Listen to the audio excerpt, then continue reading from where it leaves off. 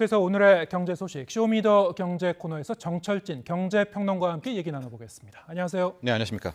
네.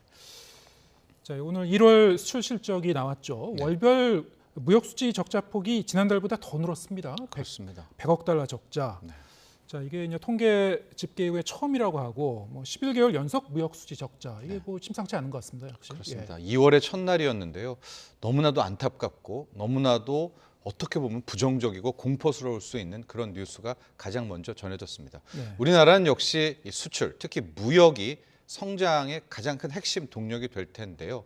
일단 말씀하신 대로 11개월 연속 무역 수지 적자입니다. 네. 이게 10개월 이상 적자가 난 게 IMF 외환위기 이후로는 처음이고요. 그렇군요. 1월 한 달만 놓고 보면 127억 달러 적자인데 네. 우리 작년에 연간 전체적으로 무역 적자가 400억 달러 되었거든요. 예. 근데 1월 한 달에 벌써 127억 달러 적자가 나왔으니까 예. 현재 우리의 수출 수입, 이 무역 부분이 얼마나 취약한지를 알 수 있는 그런 통계가 발표됐습니다.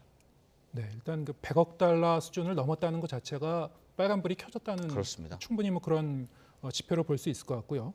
자, 역시 이제 반도체 부분의 지금 업황 악화가 큰 요인인 것 같아요. 그렇습니다. 이제 11개월 연속 무역 수지 적자가 이어져 온 곳 이제 크게 두 가지입니다. 첫 네. 번째는 말씀하신 대로 반도체, 두 번째는 중국이었습니다. 예. 그러니까 작년 하반기를 놓고 보면 중국이 코로나 때문에 봉쇄를 하지 않았었습니까? 네. 이제 그 여파가 계속해서 쌓인 게 하나가 있고 작년 말 그렇게 올해 1, 2월은 역시 반도체 부진, 반도체 업황에 낀 먹구름이 가장 큰 이번에 이 적자의 원인이었다라고 볼 수가 있는데요. 예. 우리나라 한국 경제는 연관 효과까지 합치면 4분의 1, 거의 반도체가 25%를 차지하고 있는데요. 올 2월, 1월만 놓고 보면 반도체 수출이 무려 44%가 폭감을 했거든요. 이렇게 되니까 당연히 성장 엔진은 꺼질 수밖에 없고 이것이 고스란히 무역수지 적자, 그것도 120억 달러가 넘는 큰 폭의 무역수지 적자로 나온 것입니다. 지금 반도체 업황이 이렇게 안 좋으면은 이게 당분간은 뭐 이렇게 이런 그 기조가 이어질 수밖에 없는 겁니까? 아니면은 오늘 추경호 부총리 같은 경우에는 좀 개선될 수 있을 것이다. 앞으로 이런 전망도 내놨는데 어떻게 봐야 되는 겁니까? 일단 중국 쪽이 돌아가고는 있지 않습니까? 예. 뭐 춘절 이후에 이제 중국이 어떻게 성장을 하는지, 그래서 우리나라가 이제 과거에 누렸던 중국 관련한 대중국 무역 수지 흑자를 기록하는지가 첫 번째 관건일 텐데요. 네. 이 부분에 있어서 추경호 경제부총리는 좀 낙관하고 있는 것 같습니다. 예. 그리고 두 번째가 반도체. 반도체 중에서도 이 메모리 반도체 업황이 살아나냐 여부인데 글쎄요. 올 여름까지도 당장 바닥을 찍어야 올라올 텐데 네. 바닥 확인도 좀 힘들 것 같다는 게 대부분의 전문가들의 시선이거든요. 네. 그렇기 때문에 일단은 과연 뭐 1월이 가장 나쁘긴 하겠지만 현재 당국이 바라보는 것처럼 이 무역 수지가 빠르게 개선될 가능성은 좀 낮아 보입니다. 네. 자, 이런 그 우려 네. 반영된 게 이제 국제통화기금 IMF의 올해 한국 경제 성장률 전망에도 이게 나타난 것 같습니다. 네. 다른 주요 국가들은 오히려 기존 전망치보다 올렸는데 네. 유독 한국 전망을 이제 내렸어요. 네. 이것이 이제 고스란히 우리의 이제 무역 부분이 반영됐다라고 볼 수가 있겠는데요. IMF가 전체 세계 경제 성장률은 상향 조정을 했습니다. 기존의 2.7보다 0.2% 포인트 올린 2.9%로 상향 조정을 했고요. 네. 이 외에도 선진국, 특히 미국 이런 부분들에 있어서는 조금 더 개선된 시선을 보였거든요. 중국도 심지어는 이제 5%대를 이제 전망하는 상향 조정을 하게 됐는데, 자, 이 대목에서 좀 안타까운 부분이 중국을 저렇게 높게 봤다면 중국과 가장 연관성이 있는 한국 경제도 긍정적인 시선으로 바라봐야 되는데 오히려 우리나라 같은 경우에는 0.3%포인트 하향 조정을 했습니다. 네. 아마도 IMF 측은 최근에 이어지고 있는 11개월 연속 무역수지 적자 부분, 여기에 특히 반도체에 의존하는 한국인데 반도체 업황이 쉽게 살아나지 않을 것 같다는 이런 점들을 좀 감안한 그런 전망치가 아니었나 보여집니다. 거꾸로 얘기하면 우리나라가 이제 반도체 부분에 대한 의존도가 상당히 높기 너무 때문이다. 크죠. 뭐 이렇게 네. 볼 수도 있을까요? 그렇습니다. 예, 너무 그렇군요. 큽니다. 네. 자, 뭐 이렇게 이제 경기 둔화 좀 걱정해야 되는 그런 상황인데 좀 물가 얘기도 계속 나오고 있죠, 연일. 네. 특히 대표적으로 이제 이게 이 시민들이 체감하는 게 장바구니 물가하고 이 난방비인데. 네. 자, 지난달 이 난방비 고지서 받아본 분들 네. 다시 한번 놀라신 분들 많았을 것 같습니다. 그렇습니다. 게다가 이제 1월에 더 추웠기 때문에 네. 난방비가 더 올랐을 수밖에 없겠죠. 네. 그러니까 1월에 받았던 것은 이제 12월에 썼던 이제 가스 난방에 대한 거였었는데 네. 이미 그때 충격적이었었죠. 예. 아껴 쓰신 분들도 30% 40%는 다 높게 나왔을 거고요. 전년 동기로 하면 뭐 2배 이상 나왔던 이제 그런 분들도 굉장히 많으실 텐데 자, 이제 2월 고지서 이건 이제 1월 사용분인데 이제 빠르게 신청 이게 이제 청구 일에 따라서 나오지 않습니까? 받아본 분들 또 미리 좀 소상공인 분들이 1월 나온 거 고지서 어떻게 됐을까 좀 확인해 본 결과 1월 때보다 훨씬 더 충격적이었다. 지난달보다 이제 이런 이야기들을 하고 있기 때문에 아마도 이번 달에 이제 2월에 속속속 받게 되겠죠. 난방비 고지서, 특히 아파트에서 받게 될 관리비 고지서는 훨씬 더 충격적일 것이다. 또 이렇게 볼 수가 있겠고요. 더 큰 문제는 이제 넘어갔어요. 그러면 올 여름이 오게 되겠고 여름이면은 난방 수요는 어쨌든 떨어지지 않겠습니까? 네. 근데 이 과정에서 현재 1분기는 가스 요금을 올리지는 않는다고 했으나 네. 이거 지금 올릴 수밖에 없거든요. 계속해서. 그럼 이제 2분기에 올리고 3분기에 가스 요금을 올리게 되면 진짜 핵폭탄은 올 12월, 올 연말과 내년 초에는 글쎄요. 올해 우리가 뭐 지난달 이달에 받게 되는 고지서보다 훨씬 큰 난방비의 부담을 겪을 수밖에 없거든요. 네. 그래서 현재 시선을 이게 뭐 딱 이번에 어떻게 지원하고 말고를 떠나서 좀 더 중장기적인 대책으로 접근해야 될 것입니다. 네. 이번 겨울보다 이제 올 연말 그렇죠. 겨울 난방비는 더 사람들이 놀랄 수 있을 것이다. 맞습니다. 자, 이렇게 되면 이제 정부의 이제 지원책 좀 고민해 봐야 되는 건데 네.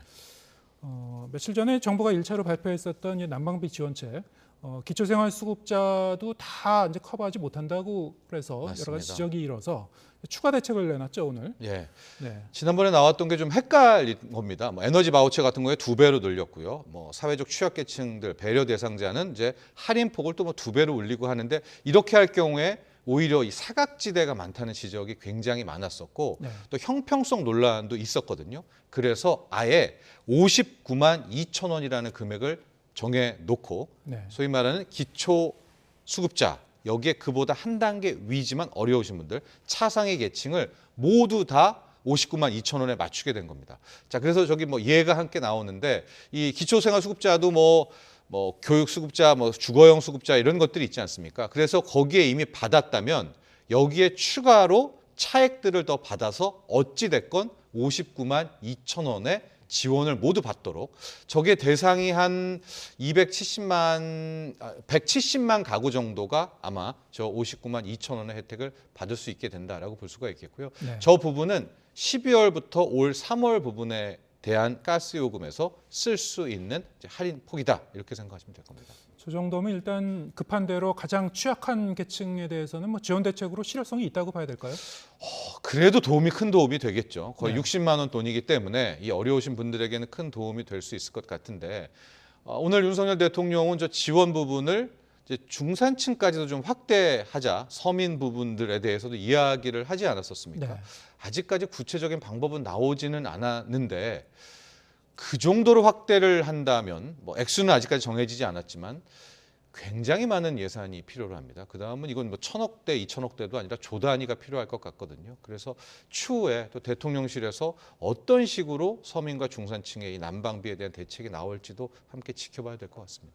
애초에 대통령이 이제 중산층을 포함해서 난방비 부담을 경감하는 방안을 검토해봐라 네. 그 얘기를 했었는데 네. 말씀하셨다시피 그런 경우는 이제 재원을 좀 상당히 고민해야 되고 네.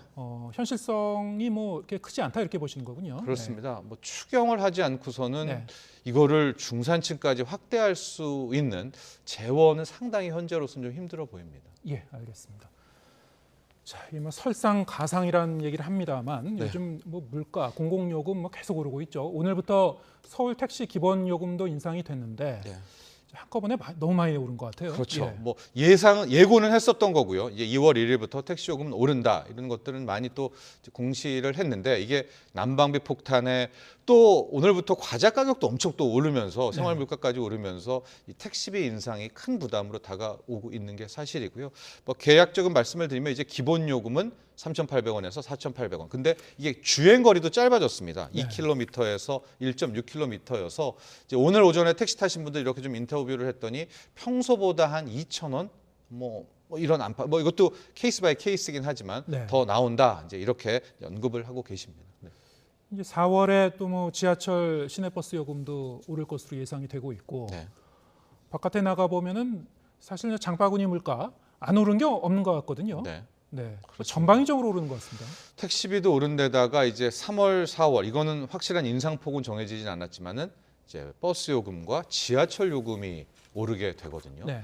여기 지하철 요금까지 오르게 되면 그야말로 굉장히 체감으로 받게 되는 물가 상승폭은 크게 됩니다. 이건 이제 네. 생활 물가보다도 교통비라는 것은 필수 소비 항목들이 되는 것 아니겠습니까? 네. 그리고 여기에 숨겨져 있지만은 전기요금도 이제 올린 것들이 반영되고 또 전기요금 인상도 여기가 끝은 아니거든요.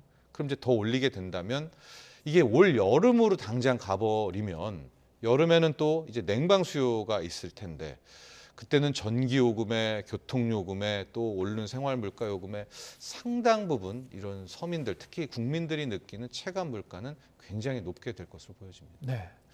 자, 이 고물가 상황도 상당히 좀 이렇게 걱정스러운데 고금리도 역시 좀 주목할 만하죠. 네. 내일 새벽이 되겠죠. 그렇습니다. 네, 미국 기준금리 또 한 번 이제 조정이 될 텐데, 자, 이 새벽에 기준금리가 0.25% 포인트 인상될 걸로 좀 많이 예상을 하고 있는 것 같아요. 네, 지금 뭐 직전에 페드워치 이런 거 보면 이제 98%, 99%니까 거의 확실시 되는 것 같습니다. 네. 이제 0.25% 포인트 인상을 하게 될 거고요. 특히 미국의 물가를 보게 되면 작년 여름 9%대에서 지금 6.5%까지 지금 떨어진 그런 대목이 있습니다. 네. 그렇기 때문에 아마도 이렇게 베이비 스텝으로 가게 될 것 같고 성명서도 그냥 뭐 그렇게 충격적일 것 같지는 않습니다. 어쨌든 작년 한 해 미국은 제로 금리에서 4.5까지 금리를 올리면서 물가의 추이는 확실히 잡았거든요. 네. 9에서 6.5. 그런데 이제 문제는 이제 성명서 발표되고 다음에 나오게 되는 제롬 파월 연준 의장의 이제 입이죠. 기자회견을 통해서 그동안의 패턴을 좀 보면 뭐 성명서 내용은 평범했다 하더라도 파월 의장이 말로써 굉장히 매파적 발언을 하거든요. 네. 뭐 이걸로는 우리는 뭐 아직은 갈 길이 많이 남아 있다라든가 뭐 현재로서는 뭐 베이비 스텝을 밟았지만 언제든 물가가 튀어오르면 뭐 빅 스텝을 밟겠다라든가 이렇게 좀 겁을 주는 매파적 발언을 쏟아낼 시에는 주식시장에도 그동안의 패턴을 보면 좀 영향을 미쳤거든요. 네. 그렇기 때문에 내일 새벽 한 3시 반, 4시간은 이 대목인데 투자자분들은 파월의 입, 마지막에 그 파월의 입을 좀 주목하시는 것이 좋을 것 같습니다. 자, 이 우리나라 기준금리는 어떤 영향을 미칠지 예. 네, 이것도 이제 관심인데요. 그렇습니다. 우리는 2월 23일에 금통위가 있습니다. 그러니까 이제 미국이 이번에 4.5에서 0.25% 포인트 올리면 4.75가 되겠죠.